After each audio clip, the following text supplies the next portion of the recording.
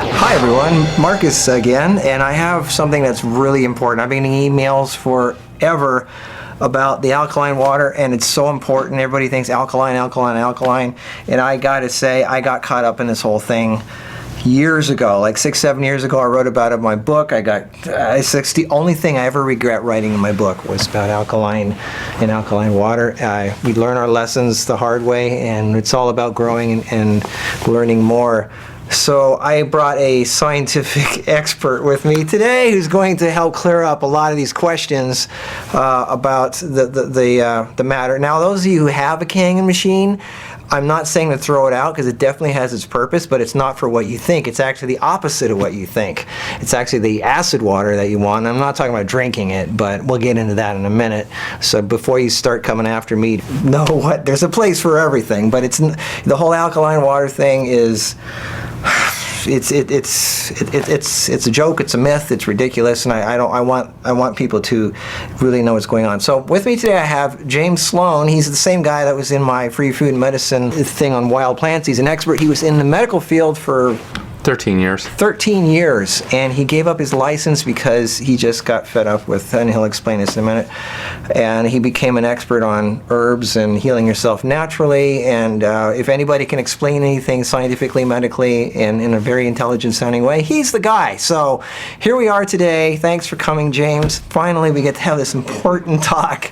So go for it. Start the process with the alkaline thing. You know, basically, what people need to understand is that the body has various pHs. There's not a singular pH in the body.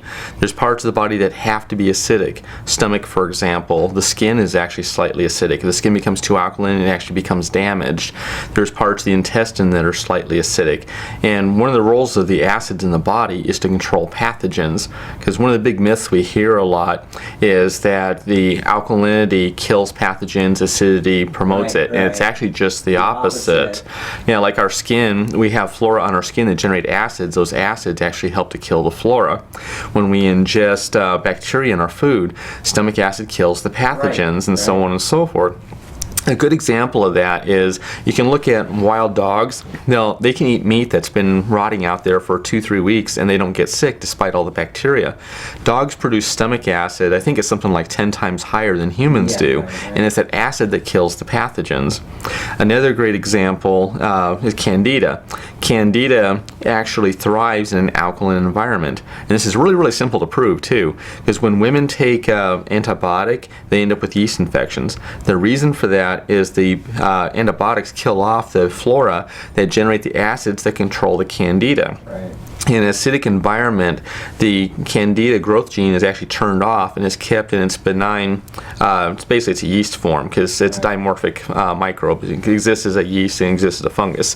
When the environment becomes too alkaline, such as when you take antibiotics, you kill off the flora, the pH actually rises. That turns on the Candida growth gene, and it also turns it into its hyphal form or fungal form, where the hyphae and the fungus actually allow it to dig into the tissues and cause tissue damage.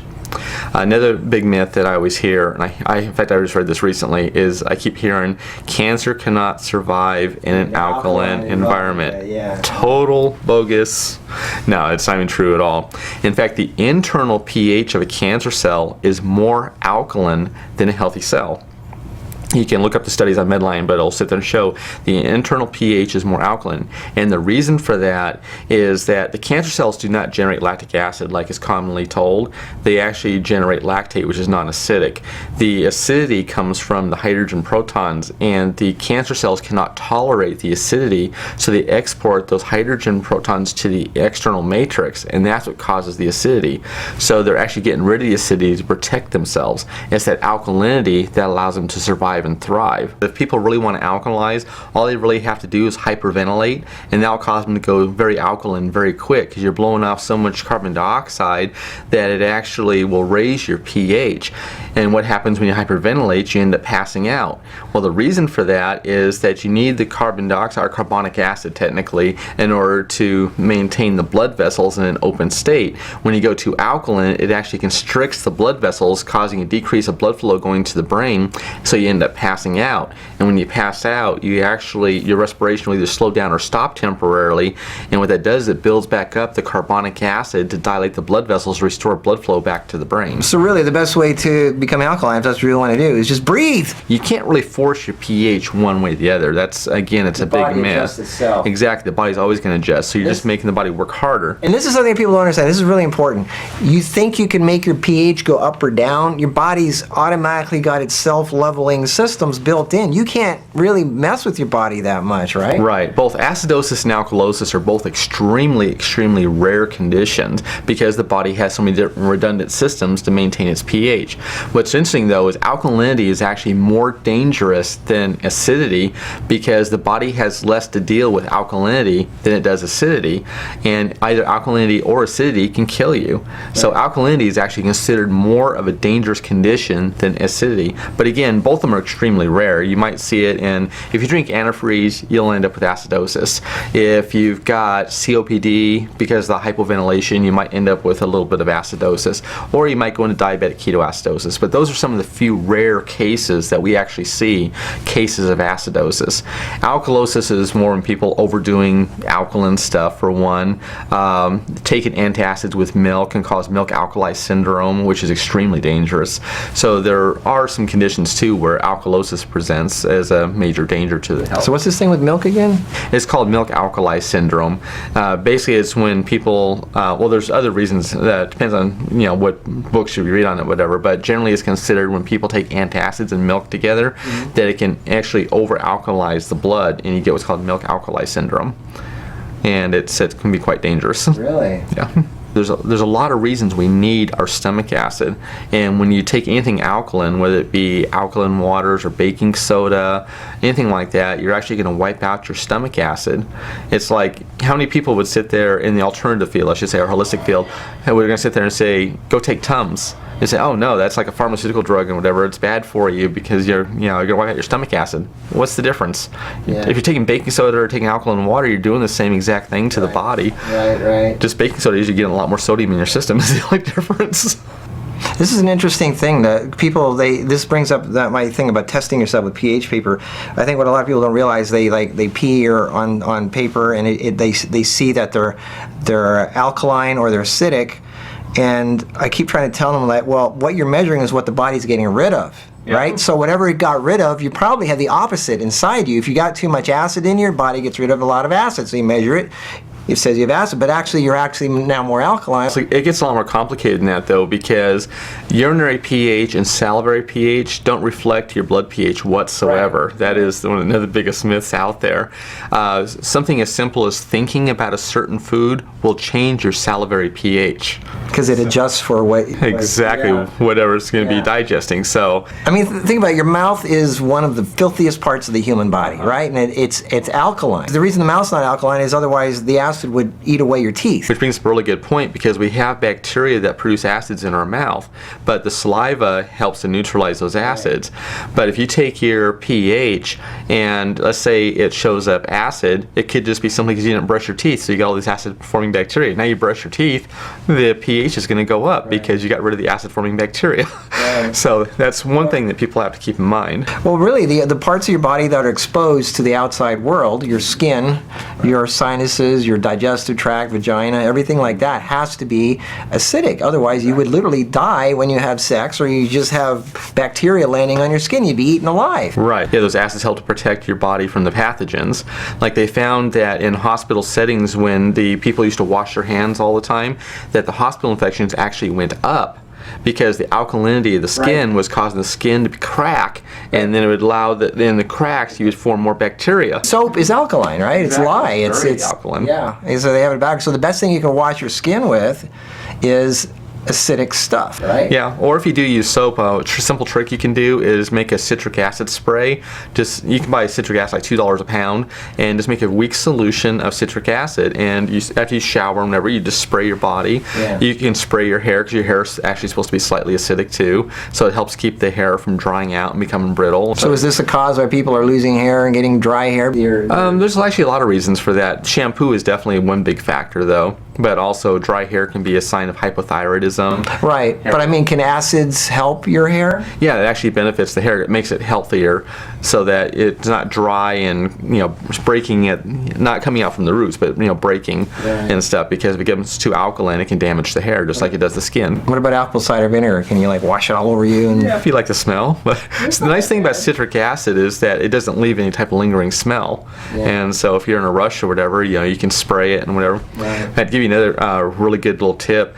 If you want the best deodorant in the world that's safe, just get some lime juice and use it for deodorant. Interesting. Yeah, it neutralizes the ammonia for one, and the acid kills off the bacteria. I found it works much better than any commercial product I've found so far. It's not an antiperspirant; it's only a deodorant. Yeah. And another interesting thing about the alkaline promotes growth and acid kills it.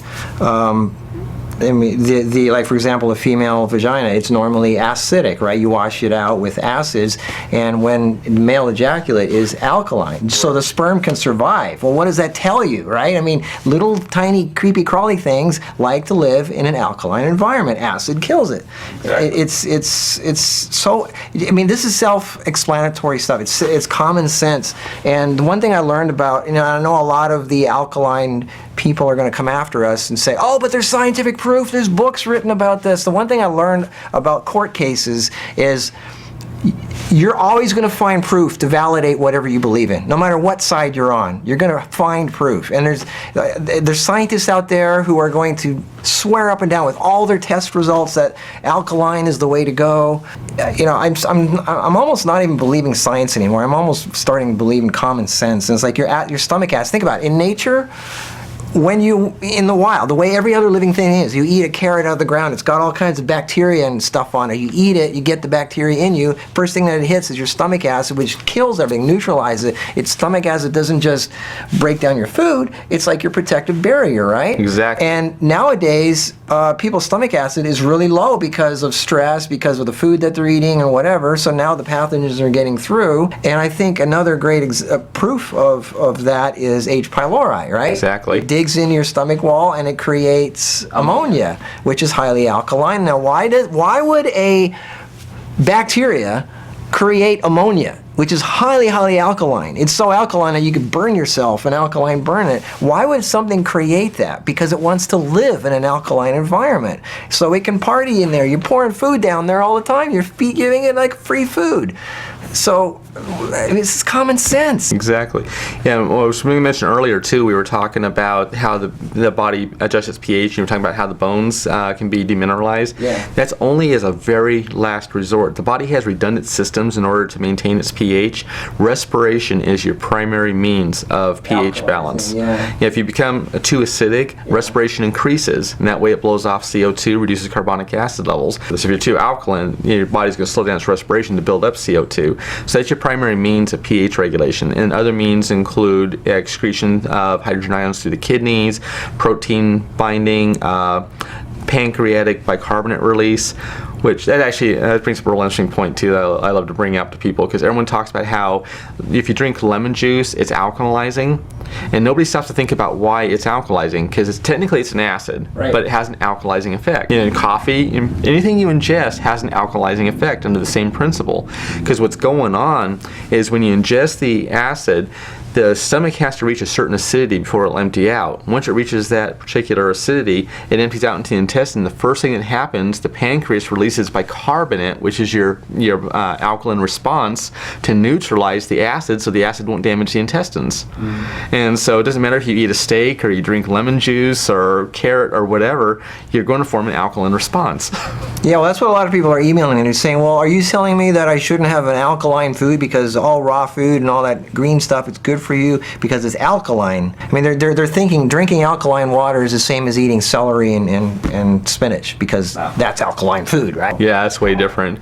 Because you're talking about the difference between chelated minerals, which can act as a buffer for acids, and you're talking about hydroxides, which are caustic. There's a big difference between the two. Yeah. When we're talking about the alkaline waters, they say you have to use mineralized water. Well, the reason they do that is when they're splitting the water, you basically got your H and your OH.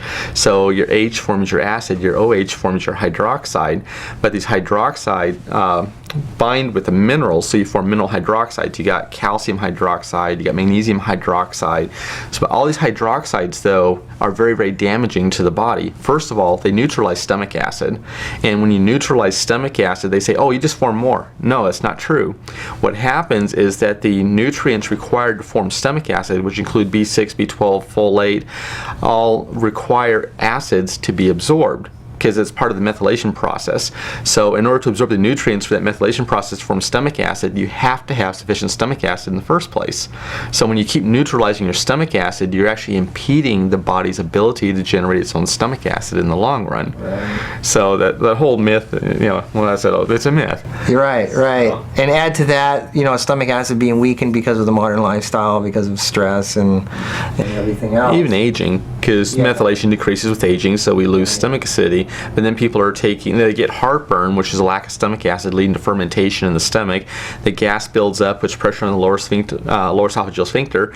When that valve tires out, it gives way. Gas races up the esophagus, carrying traces of acid with it. That's your heartburn. So first thing they do, antacids, acid blocker. They think they have too much acid in their system, so they take antacids. And it compounds the problem. And a lot of times it's the opposite. They don't have enough acid. And whatever weak acid they have is making it up the esophagus because their valve is too weak to stay shut. It's just traces of acid. If you had too much stomach acid coming, which is called hyperchloridia, but if you check the medical text, it's almost unheard of. It is so rare. Yeah. But if you had too much stomach acid coming to the esophagus, you would immediately erode away the esophagus. You would die from internal bleeding as you ruptured the blood vessels in the esophagus.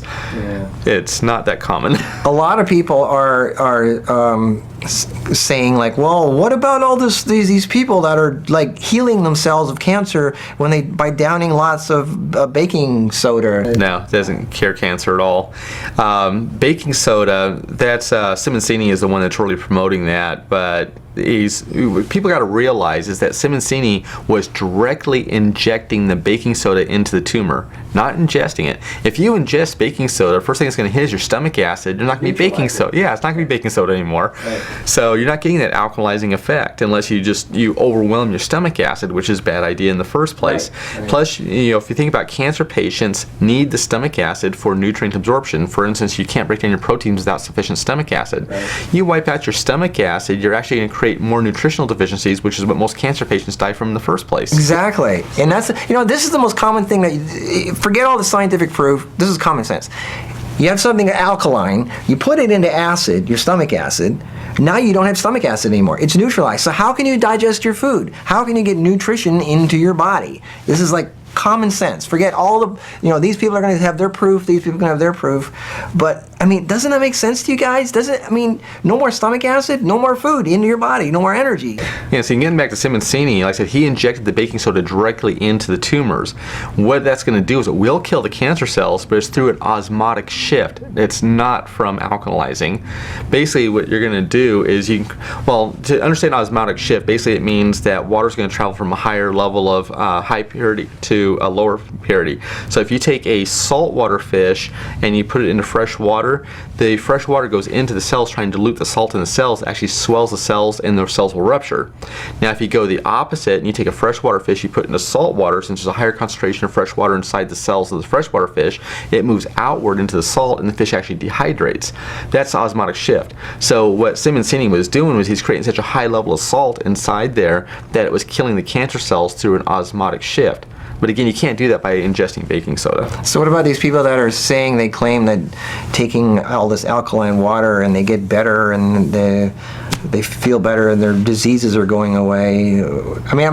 Before you answer that real quick, my answer, I think, is that the minute somebody says, you have cancer, you're not just going to do one thing. You're going to do a lot of things. You're going to eat right. You're going to do everything, right? And alkaline water is maybe just one of those things you're going to be doing, and maybe that'll knock you back a little bit, but all these other things you're doing will probably make you better. So if you're into alkaline water, you might say, oh, the alkaline water is getting me better. Well, maybe it's your better eating. Maybe it's your better lifestyle. Maybe it's like everything else. other than that? I don't know. Yeah, the herbs you started taking, the ozone therapy you're using, Yeah, exactly. stuff like the people are always going to do more than one thing. You don't sit there and attack cancer through a single means. Right. So you're going to make multiple changes and you're going to attack from multiple means. Yeah. So that is a big factor right there. And then there's also the placebo effect. Especially these people that spend $4,000 on a machine, the last thing they want to do is go, oh my God, I was, that they wasted money, did the wrong, and that they told all their friends about the magic of alkaline water, and that now they feel like fools. Exactly. So they don't want to be like a fool. So they're going to fight to the death that this is the way to go, and nobody wants to look bad to anybody else. Yeah, they want to feel like they're duped, And I'm one of them. I got duped myself 6 years ago. I wrote about it in my book. So any of you who have that old version, update. We human, we learn, we grow, and that's the only thing I ever regret telling people is the alkaline thing. And it totally makes sense. Thank you for James. I mean, we have to learn and expand. Well, if we get back to the alkaline waters too, one of the things that people need to realize is that, again, these are hydroxides. And now look up what these hydroxides really are. Like, magnesium hydroxide is one of the things you'll form, because I was saying about you have to use the mineralized water in order to form those hydroxides. So let's say you got magnesium in your water, you're going to form magnesium hydroxide. What's magnesium hydroxide commercially? It's milk of magnesia. What is it used for? It's a laxative. Now, why is it a laxative? Because milk of magnesia burns the intestinal wall, and so causes an influx of fluid into the intestine that stimulates peristalsis from chemically burning the intestinal wall. That's not good for the intestines. If you have your gallbladder removed, same principle. The bile burns your intestinal wall from dumping in your intestines. You get chronic diarrhea, and it actually increases your risk of cancer. Now, if you let calcium in the water, now you got calcium hydroxide. What is it used for commercially? It's industrial lime used to make cement. What does it say on the bag? Do not get on your skin or in your tissues, because it will burn your tissues. Yeah. Hydroxides are caustic. If you look at Drano is potassium hydroxide. You can't drink it because it will burn your esophagus and you will die. Right. Same thing, sodium hydroxide is the red devil lye. It will burn your tissues. All hydroxides are caustic, and that's what they're telling people to ingest, are these caustic fluids. On the other hand, some people are going to ask, well, can I drink the acid water coming out of the machine? Technically you could, but you're risking your teeth at this point. Personally, if you really want to drink water, the best thing in the world you can drink is spring water. Right. It's got the minerals, and this whole thing about inorganic minerals not being absorbed is, again, it's another myth. And a simple way to understand that is, how many people take sea salt? Sea salt's an inorganic mineral. It's absorbed. We utilize it. Right. So yes, we do Exactly. absorb and utilize these inorganic minerals. But again, somewhere along the line, somebody decided that, oh no, we can't use them because they're rock, and so therefore you can't, drink spring water to get minerals. Well, what did we do before all these machines and all this stuff came out? We drank river water, we drank spring water, and we had healthy bones, we had healthy tissues because we absorbed and utilized those minerals. If you think about it, I mean, if you're really into alkaline water, what is hard water? It's calcium and minerals that are alkaline, right? It's that Exactly. white stuff that Yeah, calcium magnesium carbonates. So what's the answer to that? Is that bad for you because it's got alkaline minerals in it? It is to an extent. It depends on what form the minerals are in. In our case, our water out here, of course, we got so much caliche in our soil that we have a lot of calcium carbonate and magnesium carbonate. And yes, the carbonates will neutralize your stomach acid in the same manner.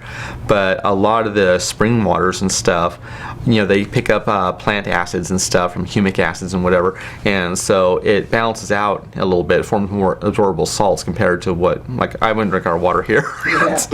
Acids, we are made of acids. We're amino acids. That's what protein is made How of. many of your vitamins are acids? Panethetic acid, ascorbic acid, Right. and so on. Folic acid. I mean, our acids are beneficial to the body. We need them to survive. Our bodies produce lactic acid by the intestinal flora. I shouldn't say our bodies, our flora. The only part of the body that ever generates lactic acid is the flora. But our own cells do not produce lactic acid. Nowhere in the human They body. say when you work out, you get lactic acid and stuff. That's like a big myth. Huh? Yeah, you produce lactate. The burning that you experience during the actual exercise is actually from the hydrogen protons again. That builds up, and that's what actually ends up creating the burning sensation. Now, the muscle soreness you get afterwards, that's not from the acid whatsoever. That's another myth. That's from micro tears in the muscles. The hydrogen protons are actually removed from respiration. That's why when you're running, your respiration increases because you have to more oxygen demand to the muscles and so on. But when you stop running, you don't stop breathing all of a sudden, you're still, like this, you're breathing heavy because your body's trying to pump off those extra hydrogen ions. But once those levels drop back down, respiration decreases back down again because there's no need for that extra oxygen to remove the hydrogen ions. Also, there's like uric acid. Yeah, uric acid is a byproduct of basically protein metabolism, also breakdown of old cells inside the body. The body will generate uric acid. Now again, uric acid has its benefits in the body. For one thing, it's the body's primary antioxidant. But too much of it, of course, well, too much of anything can be bad. Too much water will kill you, too much oxygen will kill you. So it's one of those things where you have to have that balance. But we need uric acid as an antioxidant for the body. And then uric acid has its other purposes too, but that's one of the primary reasons. Yeah, there's so many healing acids. There's fulvic acid, acid. Betulinic acid is the most strong antiviral, anti-cancer agent you can find. It's found in chaga mushrooms. In fact, there's a lot of acids and stuff that are known to kill cancer cells. Right. And again, your vitamins and so on, they're all acids. Those of you who have a machine, how I started this was actually the part that you want is the acid water, either coming out the back end or dial in your own acid water. It's actually, from what I hear, the best way of washing your hands, of cleaning your dishes, of disinfecting your countertops, of doing your laundry. Put it in your laundry, right? I mean, exactly. It's great for cleaning, disinfecting. Yeah, it'll soften the water. Anything, soften the water. Anything that's on the outside of you, washing your skin. It's a great cleansing device. Throw away the chemicals that you used to clean your stuff with. Use the acid. It's really good. It has its purpose. But the alkaline side of it, that's the everybody's got it backwards. Yeah, I mean, if you want to drink the alkaline water, just add some lemon juice or something so that you form, again, salts that aren't caustic. You'll form citrates and malates that way. Yeah, so thanks, James. This is we really needed to clear this up. Is there a way so people can get hold of you if they have any questions or anything? Medcapsules.com is basically, it's a medical information site.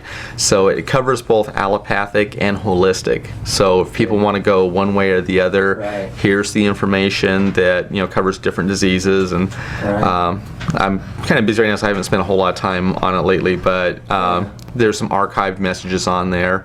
So that's usually the best way to check that first, because you probably find the answers to your questions already. Yeah, I've been on that site. You name any category you ever want to think of in the health world, just put in a keyword. He's already answered it. I mean, he's spent half a lifetime answering stuff. So he's one of the best sources. I really admire him. I look up to his research. He's been on both sides. He's been in the medical field.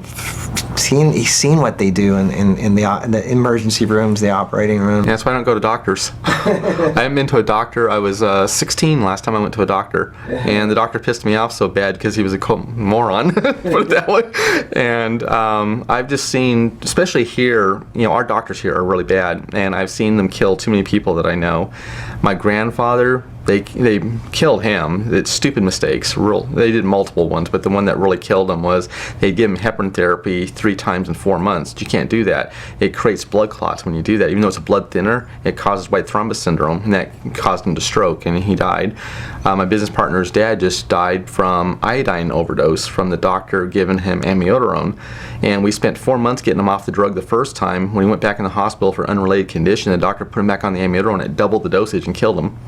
So I don't go to doctors. Yeah, so all this scientific quote-unquote proof they have that alkaline is the way to go, that's still somebody's opinion. I mean, scientists said 500 years ago the world was flat, right? Yeah. They had all the proof in the world that it was. So I don't believe half the stuff out there that people say anyway, even if it's in a book. Somebody wrote, a doctor, a PhD wrote a book. Well, so what, Yeah, a lot of the stuff, one of the problems we run into is research is so easy to manipulate.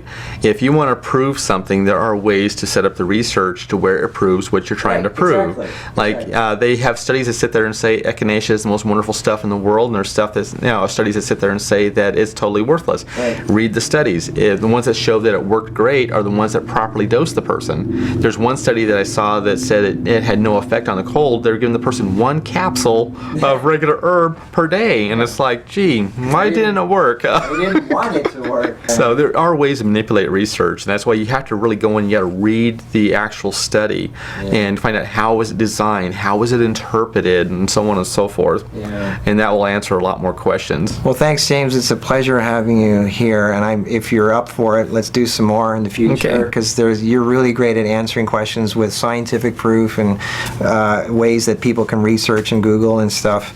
I'm here to jumpstart you guys, and then some of this stuff, which is really important, you need proof, so he's a good way to give you that. Before we go, can I mention one other thing? Because I wanted to bring up to people, just so people understand how Kangen is really manipulating things. I already mentioned like the videos and stuff, but on their website they used to talk about how they had the certificate of approval from the Japanese Ministry of Health, and I went on there one time, I looked it up, and it was just like really, really tiny to make sure you couldn't read it. So I did is I copied it, I took it over to Word, and I enlarged it so I could actually read it. It had nothing to do with the Japanese Ministry of Health whatsoever. All it was a certificate allowing them to manufacture the machines. So it's a good example of how they're lying through their teeth to try to sell these overpriced machines.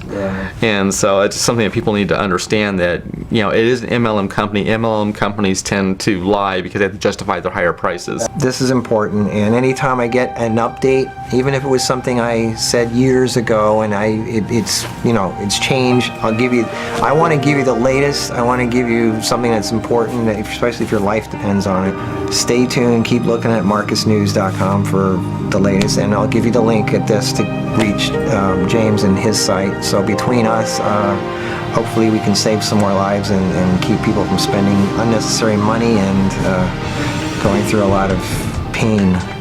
Thanks, guys. Thanks, James. Thank you. Next time. Bye.